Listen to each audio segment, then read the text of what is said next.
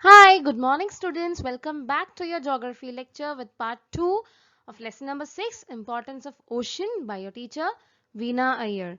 Here I am with you with some more information about oceans and its importance. So let's begin with it now without wasting much of your time.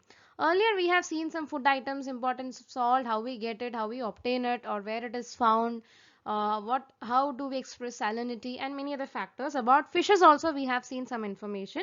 So I'm just continuing with the topic of fishes and I'll move to the videos or slides that is shown in this PPT.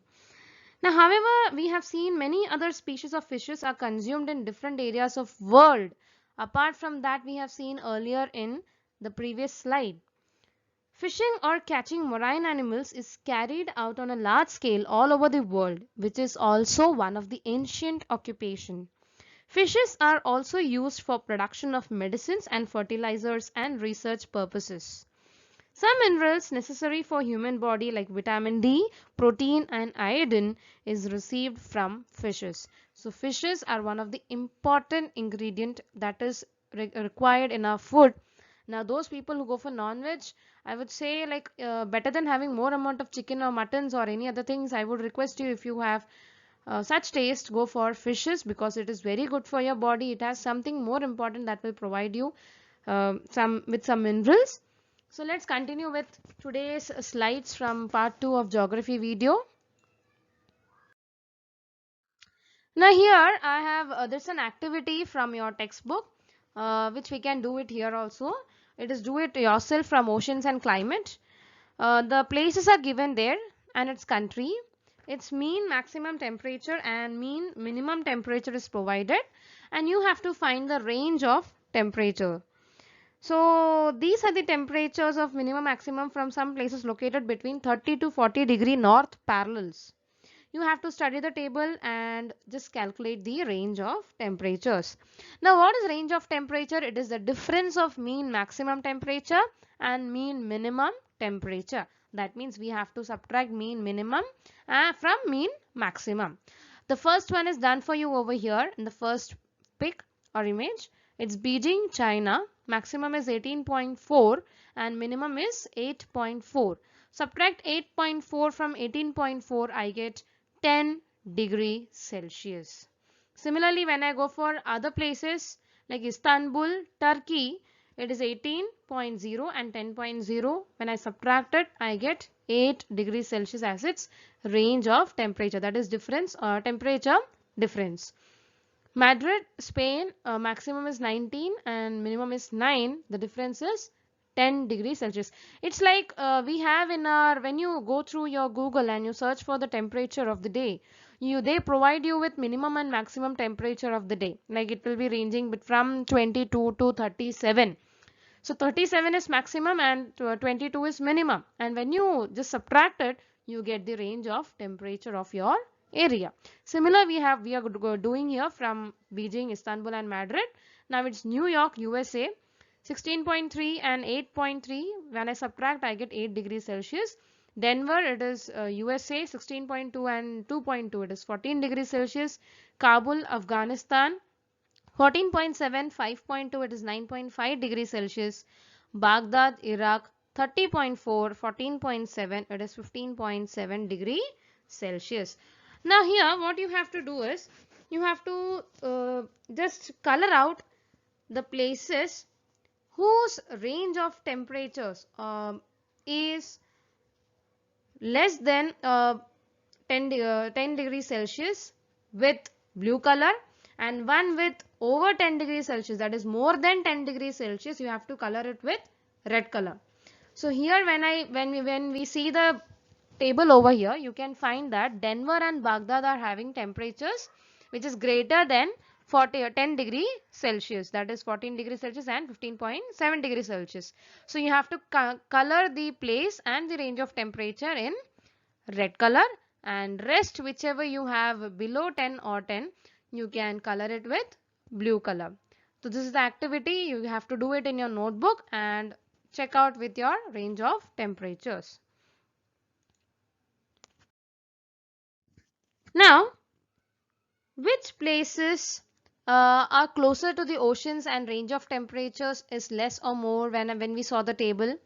It's Istanbul and New York which are closer to the oceans, and hence the range of temperature of this place is less.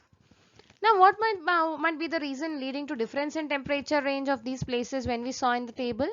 It is because of the location of place on the earth. Other factors like apart from this is latitude, altitude, atmosphere. Every place the atmosphere is different, latitude is different, ocean currents is different, planetary events is different. Hence there is temperature difference. On which thermal zone are all these places located? They are located in temperate thermal zone. All this you can go through from the map, world map, which you can find out these answers. But apart from that, we need to know it it is an activity for you to understand about the range of temperatures. Which places are far away from the oceans? Do they have greater or smaller temperature range? It's Istanbul, Denver, Kabul and Baghdad, which are far away from the oceans, and these places have greater temperature range. Now you have to just take the record of minimum and maximum, and you have to draw the graph over here. Maximum in blue color, minimum in red color or orange, whichever is shown, and you have to make a graph according to the measures provided in the table. Now, it is planetary winds. We have just seen this before the previous slide where the question was kept on this, and we have written in the answer as planetary winds, ocean currents. So let us learn what is planetary winds. The winds that blow from high pressure area to the low pressure area is called planetary winds. As we have studied earlier that equatorial region receives perpendicular rays. As a result of these, the areas get more heat, whereas the polar regions receive highly slant rays. So this differential heating creates imbalance in the temperature of air in different parts as shown over here near the equator and away from the equator, that is in the poles. Now this leads to the formation of belts like equatorial low pressure belt or mid latitudinal high pressure belt. All these belts we will be learning in your next standard, that is in 7th, in brief what is equatorial low pressure belt and mid latitudinal. Just for information, due to these reasons of heating and cooling or temperature differences in the equator and polar, we have the creation of belts in the high and low pressure on the earth. Now winds that blow due to the different pressures in these belts are called as planetary winds. Understood? Now, oceanic currents. Planetary winds, as we saw, move from the oceanic water leading to the formation of currents, even vice versa. These oceanic currents are either warm or cold. Now warm currents flow from the equator to the poles and cold currents flow from the cold regions, that is polar to the equator. This leads to redistribution of heat on the earth. Cold currents make the temperature of the coastal regions milder when it flows, while the warm current flowing towards cold regions increase the temperature of the coastal regions. In this way, oceans act as the controller of the global temperature. Hence, we can find that some areas are having heat while in the just opposite part it's cold. Like here now we are experiencing winter climate. Now there in the northern hemisphere somewhere next just opposite to us it will be hot. So it is the temperature differences that is being done due to planetary winds and ocean currents.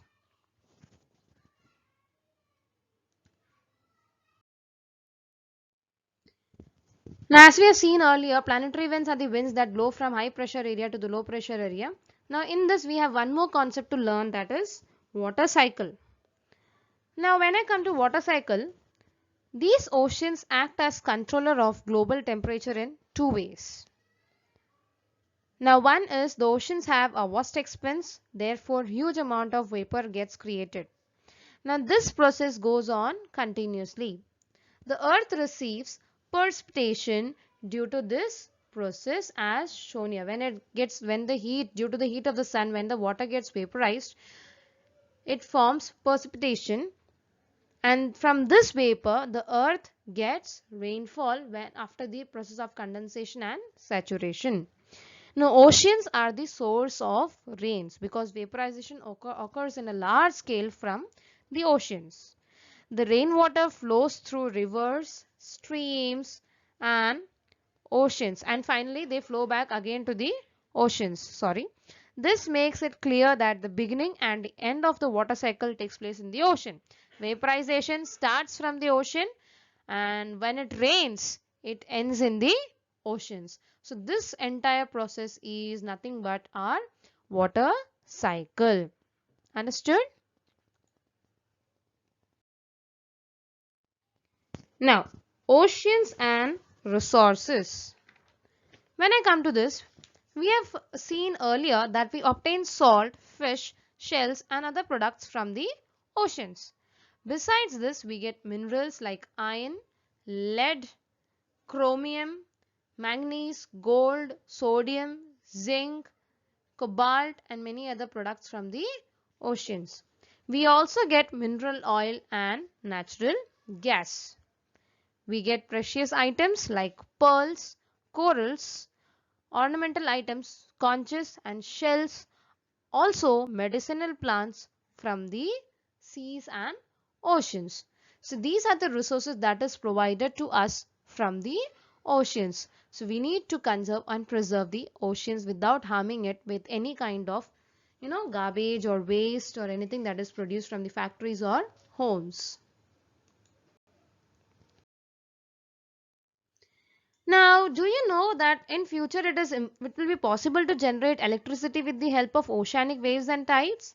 It is possible to convert the saline ocean water, that is salty water from the oceans, into potable drinking water. It is already done in one of the city of Dubai in United Arab Emirates, where through the oceanic water they are converting it with a process to a potable drinking water, as they had faced a problem of scarcity of drinking water earlier, which is solved as of now. The same process we might have to undertake in the future years, because it may happen that the level of drinking water that is present on earth may go low. Apart from this, some more information for you here is, as we have seen, as there is an image put here about mangrove forest. Let's get some information about it. In the swampy areas of sea coast and in the areas of estuaries, the soils are saline and the climate is humid. In such areas, mangrove forests with Trivari and Sandri grow well. The wood of mangrove tree is light in weight. The mangrove forests protect coastal areas from huge waves. These forests also protect the biodiversity in the coastal areas.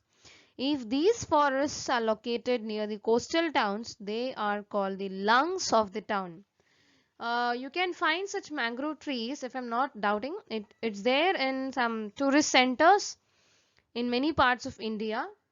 Um, you can even find it in some, I guess, when you pass through Diva Mumbra ahead to Thane, you can find a river line where you can see some types of mangrove trees over there as well. Now, when I come to the second part of the slide, that is pearl, which is very precious and which is very costly, let us get some information about it. Now, pearls are formed naturally in the oceans by biological process. Pearl is formed by the oysters. Sometimes a sand particle or a small aquatic creature may enter into the shell of the oyster.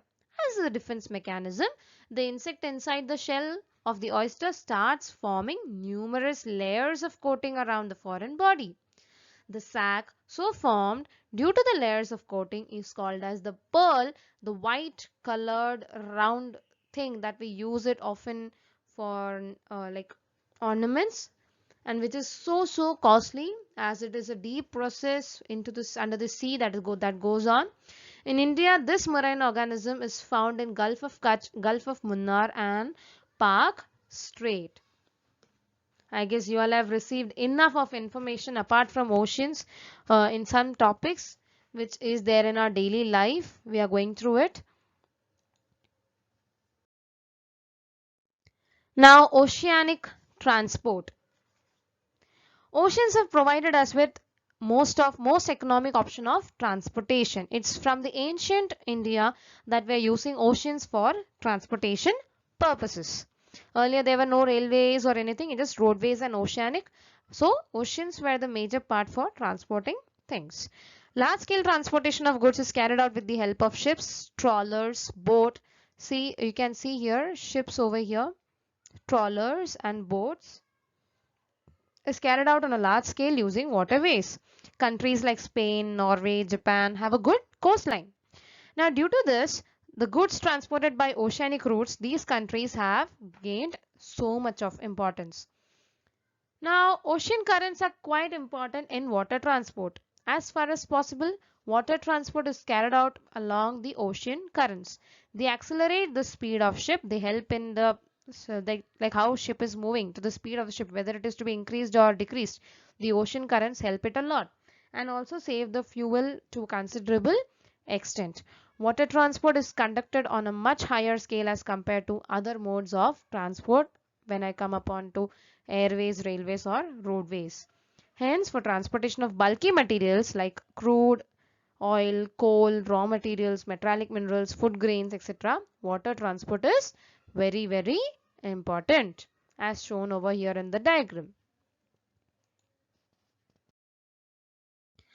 Now, when I spoke about oceans, its importance and variety of things that we receive from the oceans, but nowadays even oceans are losing all these things. We are not able to get all such things that we usually get from the oceans. Why? It's because of our fault that we are not controlling ourselves in throwing garbages or throwing waste or many other things that we are during festive times we used to uh, just submerge the idols.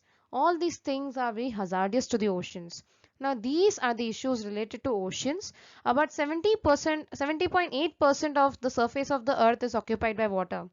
In order to fulfill the requirements of a man, various activities are being undertaken. Now what happens? This leads to production of huge amounts of waste. These waste materials, we always know that they cause pollution.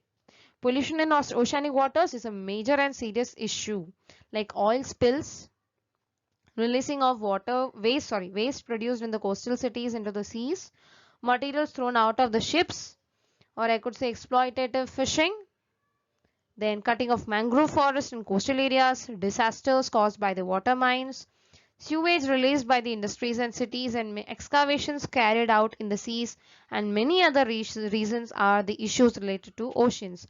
All these things lead to a large scale of pollution in the oceanic water. Even some coastal regions are proving death traps for aquatic animals. Like we can see when it comes to the shore, some dead aquatic plants just settling up in the shore. Now, as a result, many aquatic animals are under the threat of being extinct, like blue whale and some sea turtles or dolphins. They might get extincted due to these reasons. So we have to control ourselves and solve all these issues in the upcoming or in the future period. I guess you all have understood the lesson very nicely. Thank you all for watching the video and try to learn it from your text once again for revising the lesson. Thank you all.